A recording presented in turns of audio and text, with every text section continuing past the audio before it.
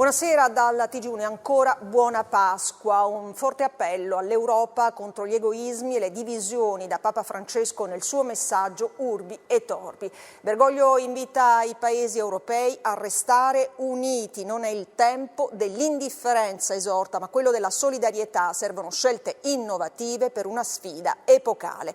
Il presidente Mattarella ringrazia dal Papa un altissimo appello ad abbandonare ogni illusorio egoismo.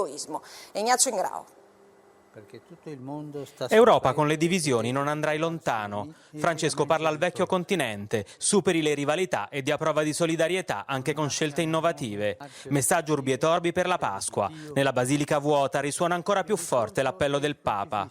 Oggi l'Unione Europea ha di fronte a sé una sfida epocale, dalla quale dipenderà non solo il suo futuro, ma quello del mondo intero. Dopo la Seconda Guerra Mondiale, l'Europa è potuta risorgere come un'unica famiglia. Oggi come allora serve uno spirito di solidarietà. Non è questo il tempo degli egoismi, perché la sfida che stiamo affrontando si accomuna tutti e non fa differenza di persona.